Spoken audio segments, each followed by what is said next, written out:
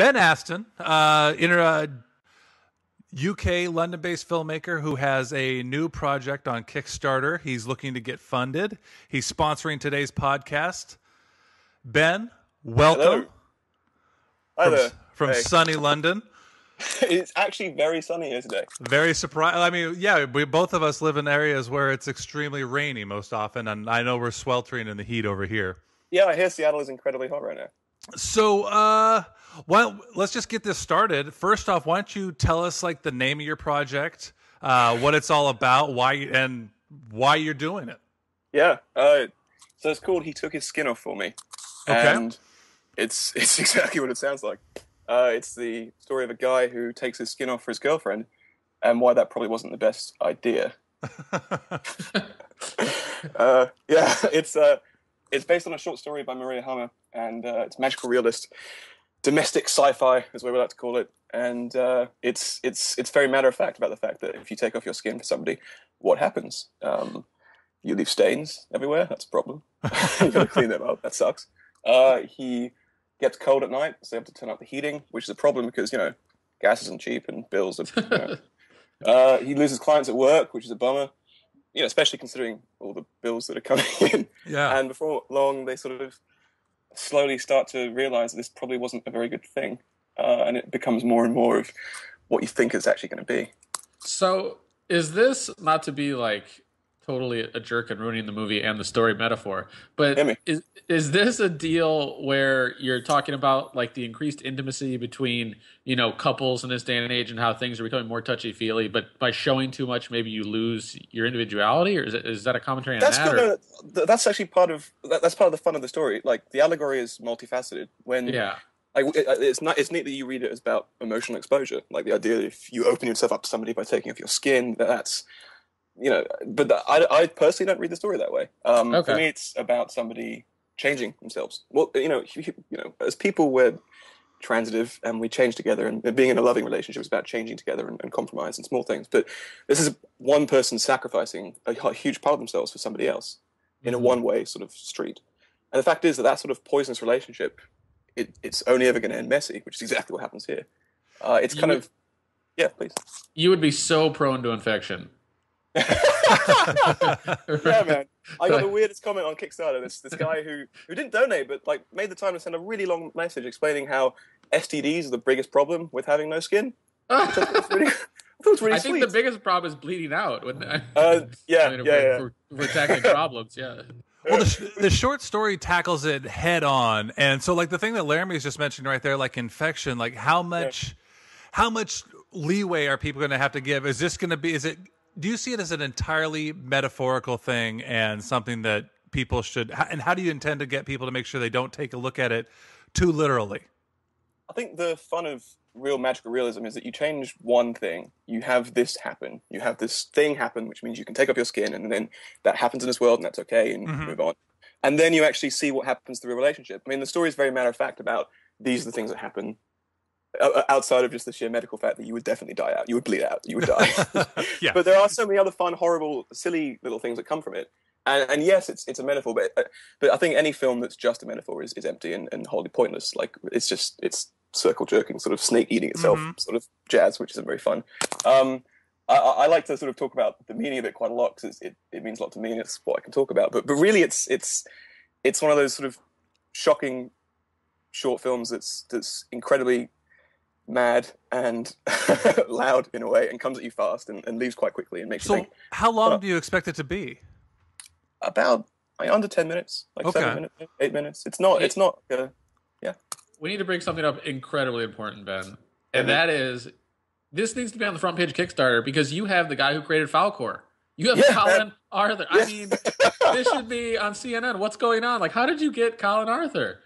Just like he was doing a workshop here in London, and Colin owns, and his wife Sarah, they own a company called Creature Effects, Colin's Creature Effects up in Spain, and I ended up meeting Jen Cardno, who's our special effects supervisor there, and met Colin, and we sort of told him the story in the pub at the end of the day, and he was like, "Yeah, okay, cool, yeah, let me help out."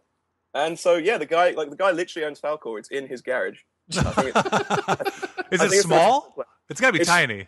It's the real thing. It's like the full on, like they had the kid come up, like Trey, who had to go up and touch it and stuff. Oh, that's right. That's right. It's full size. Time out. That's your second project. That's a documentary. Start that immediately. There is actually a documentary being made about Colin Alpha by a maker. Too late, unfortunately. Yeah. And so you're doing the whole thing practical effects, right? No CG? No.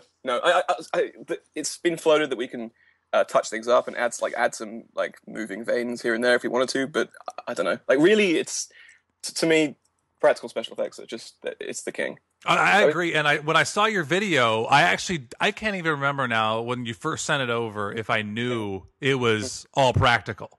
Yeah. Because it looks phenomenal. And so are you going to is it going to be like maybe just an arm at one point, or is the guy going to be in a full bodysuit? And does he have to be like 110 pounds in order to put this thing on and make sure everything looks still normal? We're in the process of casting right now. We're looking for a very, very slender chap. Yeah. So yeah, it's when the story it opens with him just taking off the skin, hanging in the closet, and coming down for dinner. So it just has all come off at once.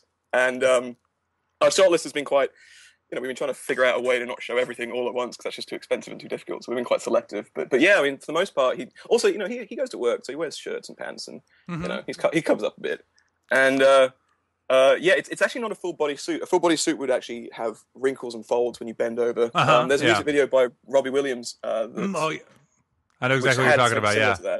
Yeah, it has something similar to that, but when he bends over, when he's dancing around, it's all in like a sort of a wide shot, and you can just see that it's just not really working. So what we've done, and it's sort of the process that was pretty much invented by our team, Jen, Hermes, and Tom, who are just absolutely incredible. They kind of, we're going to do a kind of a Reddit AMA teach people how to do the skinless hand thing, but really it's actually small pieces of I guess silicone. I'm not quite sure what it all is. Applied to the outside of the guy. So it's not actually it's not like a glove. It's actually painted onto him. It's incredibly time consuming, but it really kind of just looks the best.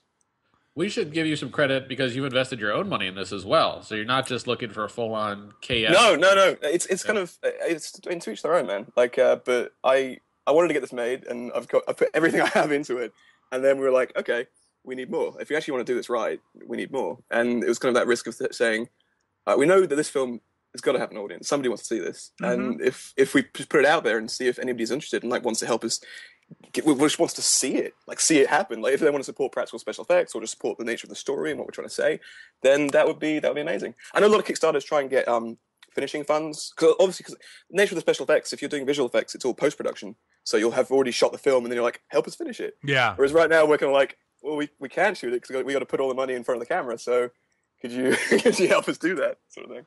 And the artwork I thought was interesting on your page with the couple in bed. It's like exactly the same thing from Shane Crew's Upstream Color. Was that intended at all? Not at all. That was actually done before. We did that artwork months before even the poster for Upstream Color came out. I haven't seen Upstream Color. I was at the Edinburgh Film Festival and it played there, but it didn't. I didn't have a chance to see it. The two films have nothing in common, but it's almost exactly the same imagery, except the couple's in a bath. I don't know if you've seen the poster, but the couple's in a bathtub. Yeah, it's a great poster. Yeah.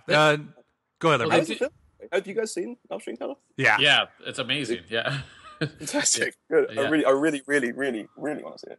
They do have something in common in terms of like tone, though. In terms of what is it? Magical reality? You mentioned. Oh, certainly. Yeah.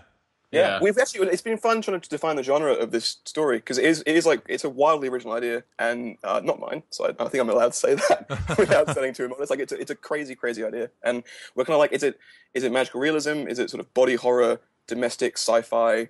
What is this? What are we trying to? How do we bottle this and how do we sell it to people? It's been the hardest thing in sort of designing a Kickstarter and then I guess eventually in designing a sort of a release campaign for it. It's like how do we get this to people? Like what is it? In the making of it, how do you avoid grossing somebody out? Like, is this guy going to be just bug-eyed with no eyelids? No. We have another piece of art which I'll send you guys, but on the show notes that we want him to have like a humanity. Like the actual design that we're going with in the test video, you see we try on different levels of blood and different stuff. And the thing we concluded was that we're not trying to upset people with the story. It's very shocking, but it's like a hypnotic sort of shocking. When you watch the footage, you'll be like, wow, I'm horrified by this, but I want to keep watching it. It's kind of like that Gunther von Hagen's guy who makes the sort of skinless body art. Bodyworks sort of thing.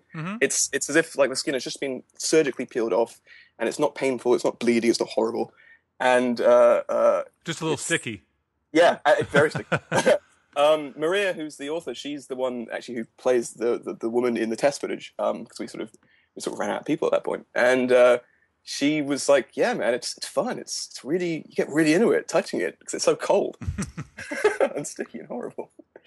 If I lose 70 pounds and head over to jolly old England, this is my part. This is mine to lose. Yeah. You know what? If you were prepared to be able to sit like on a chair for about 10 hours, well, no chance. European people to sort of paint prosthetics all over you, man, go ahead. And if you shave your head as well, you may want to just go for Buddhist monks then. I think you're gonna have trouble outside. Skinny, silent, and shaved head. Yeah, that's a monk. That's what they call those. So Ben, why don't you talk a little bit about your background? Like when people are backing this, what kind of filmmaker are they getting? This is my graduation film from the London Film School. Okay. I'm still studying.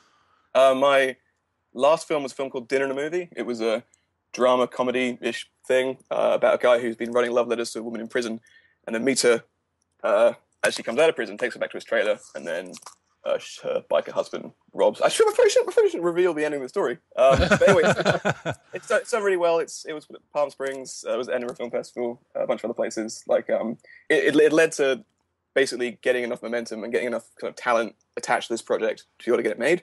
What it didn't lead to is money. Yeah.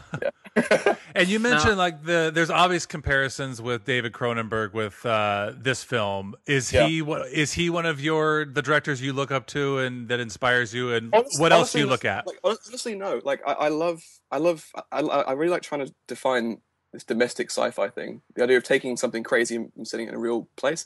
All the films I've worked on before have been comedies. They've been more they've been comedies. This is the first film I've ever done that's ostensibly a tragedy and with intensive special effects and all these sort of things. It's a sort of spreading out into a new realm. But at the same time, it is just a personal story about two people. And so it's sort of in my wheelhouse, but it's something new and experimental and different, which is why it's scary and exciting. Ben, I don't want to plan for your life for you, but I would like for you to be a director that messes with genres and or the current studio system. Will you do that for me? If we make you, I really appreciate that, man. Yeah, I'd like to. If we make you big, can you promise to just screw with genre left and right? I think we should have like a Driving Miss Daisy meets Pacific Rim. Yes. Well, how much dubstep will be in your short film? A lot. Okay, yeah. Perfect. A moderate amount. Yeah. As much as you like. So you sound really excited right now. What kind of troubles are you possibly facing with this small time indie process outside of the terror of not actually getting it funded? But what kind of things do you genuinely the scariest thing is that we're not paying anybody on this project. This is everybody's doing this out of love. And the second and it includes we got an amazing casting director who's helping us find some really great talent to be in it. But even if somebody gets a serious job, if somebody ends up working on Pacific Rim 2 or something, that means they're gone and they're out of our crew, and that's very stressful. It means that you've got these promises from people and you can even get them to sign something, but really if a real job comes along, then they got to go. And that's the scariest thing about all sort of indie filmmaking, is that, especially when you're doing it out of love, which is just that, if a Colgate commercial comes along, well, fuck it, Yeah. I think that's actually going on my tombstone. If a Colgate Well, I want to let you know that I think I probably lost money on the sponsorship because I am donating to your project. I hope it gets funded. I'll definitely tweet you as well. It looks very cool, and congratulations on an awesome project. Well, I was just thinking that we could take the sponsorship money and just put it right back into the project. Just roll it back. That'd be great. But no, Ben, so any final words that you want to leave people with, just maybe a little sales pitch to make sure people take a look at this and get out there and fund it? Sure. I think that, not to sound sort of crass, but I think a lot of short films are not really made for people who aren't filmmakers. I think a lot of short films are just sort of portfolio pieces and CVs for the actual filmmakers. They're not actually fun or interesting or special to watch. And the wonderful thing about the format of a short film is how many crazy, wonderful, extraordinary things you can do in it that you can't actually do in features because of just the restrictions and requirements of feature delivery format. This is one of those very special, beautiful, original, crazy ideas with just amazing production value and sort of that's helping sort of keep alive sort of an art that's falling away from the way we make films. And if you want to see something like that, or if you want to help us out in that journey, then check us out. So you just want all of us just throw in £1,000 and get exec producer credits? That's going on. if the best one, yeah, man, the most popular one's £200, which is we'll get the guy in full skinless makeup to deliver a personalized video message for you that you write. So I was thinking for like best man speeches or something, you could just put that on a big screen and really freak out. Yeah, people. there you go. yeah, that sort of stuff. Or you guys just become executive producers. That'd be great. Perfect. That. Yeah, because I'm rolling in cash over here. So that podcast money. Oh my God, you wouldn't believe it. Yeah. Well, hey, we want to thank you for coming on. The project looks fantastic. Definitely, everybody go support Ben.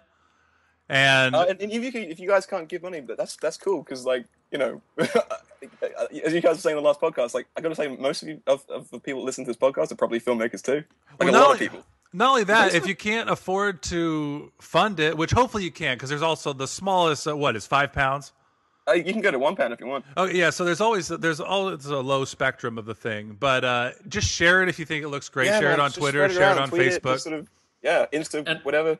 And for our American listeners or non-British listeners, £1 is a fictional amount of money anyway, so it won't even come out of your account. So it's kind of like a drachma. Pledge whatever you like. It's not a real thing, Pounds? What's this even mean? I got dollars, American dollars. You know what? I'm going to update the Kickstarter with the actual US prices on the side. It occurs to me that's a smart idea to do. I pledged under my weight, which makes me a jerk, but I apologize. Well, good luck to you, Ben.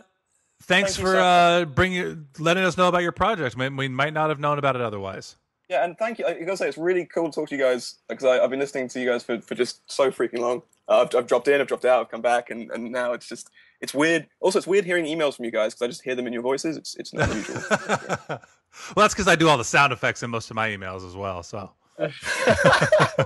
we're still here sucking for you, Ben. Don't worry. Thanks, man, and thank you for getting up so early in the morning. That's really cool. Oh, it's not. It's early for Laramie. I've been up for hours. So, well, good luck to you. Thanks for listening. Thanks for joining us, and we'll keep track of keep us updated on your process. We'll do. Yeah. No, thank you so much again. Excellent. Good luck to you. Ciao. Talk to you later. And so that was Ben, and I think we can both say we're pretty excited about that project. I think we've enlisted him in our troupe that's going to take down all these horrible movie tropes that we're about to talk about soon, I think.